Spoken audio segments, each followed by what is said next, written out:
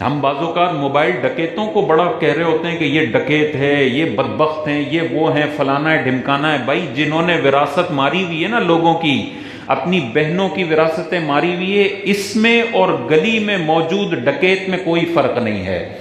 ڈکیت mobile چھینتا ہے اور چور کہلاتا ہے، ڈکیت کہلاتا ہے اس بندے نے تو اپنے خونی رشتوں سے ان کی 20-20 لاکھ روپے کی وراثتیں ہڑپ کی ہوئی ہیں۔ وہ تو 20,000 کا موبائل چوری کر کے لوگ اس کو جلا دیتے ہیں، اور یہاں پہ بھائی صاحب نے اپنی خونی بہن کی 20 لاکھ روپے کی وراثت ضبط کی ہوئی ہے۔ دنیا اس کو کچھ بولنے کے لیے تیار نہیں ہے۔ کم سے کم سوسائٹی میں سوشل بائیکاٹ ہونا چاہیے۔ جس نے اپنے بہن کی وراثت ہڑپ کی ہوئی ہے، نہ ہم اس کو نہ اپنی دعوتوں میں بلائیں گے، نہ اس کے جنازوں میں جائیں گے۔ یہ سوشل بائیکاٹ ہوگا تو اس بھائی کو شرم آئے گی کہ یار اللہ کی آیتوں کی تو میں شرم کرنے کے لیے تیار نہیں ہوں، اب تو میرے رشتہ داروں نے کہا ہے کہ جیسے موبائل ڈکیت کو ہم اپنے گھروں میں نہیں آنے دیتے نا، یہ 20 لاکھ چوری کرنے والا ہے اپنی بہن کی وراثت۔ جب یہ پوسچر جائے گا نا ان وراثت چوری کرنے والوں کے حوالے سے، تو پھر شرم آئے گی کہ یار بھائی دنیا میں زندگی گزارنی ہے تو اللہ نے جس کے جتنے پیسے رکھے ہیں مرنے کے بعد مجھے دینے پڑیں گے۔ میں بدماشی کر کے باپ کے انتقال کے بعد اس کی ساری جائیداد پہ قبضہ نہیں کر سکتا، کیونکہ اللہ نے بتایا ہے لِلذَّكَرِ مِثْلُ حَظِّ الْأُنثَيَيْنِ، تمہارا باپ مر جائے تمہاری بیٹی کا بھی حصہ ہے اور تمہارے بیٹے کا بھی حصہ ہے۔ یہ بالکل ڈھکوسلا ہے کہ باپ نے بیٹی کو جہیز میں دے دیا تھا، جہیز میں باپ نے کروڑوں روپے دے دیے ہوں۔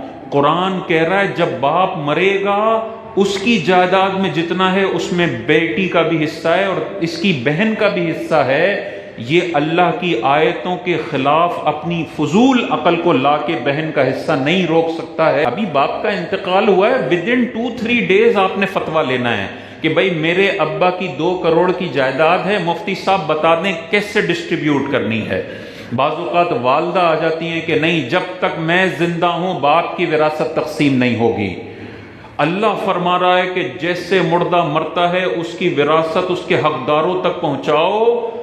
والدہ کہہ رہی ہیں کہ میں جب تک 30 سال تک اگر زندہ رہی تو باپ کی وراثت تقسیم نہیں ہو رہی۔ اب دیکھیں کیسا ٹکراؤ ہے، ایک طرف قرآن کہتا ہے یوسیکم، تمہیں اللہ حکم دیتا ہے فی اولادکم، تمہاری اولاد کے بارے میں للذکر مثل حظ الانثیین، لڑکے کا ڈبل حصہ ہے اور لڑکی کا سنگل حصہ ہے۔ ہاں سارے ورثہ کہتے ہیں تھوڑا ڈیلے کر دیتے ہیں، ٹھیک ہے مرضی سے تھوڑا ڈیلے ہو جائے اس میں حرج نہیں ہے، لیکن ایک بیٹی بھی کہتی ہے کہ میرا شوہر نکما ہے اور مجھے باپ کے حصے میں جو 10-20 لاکھ بنتے مجھے چاہیے۔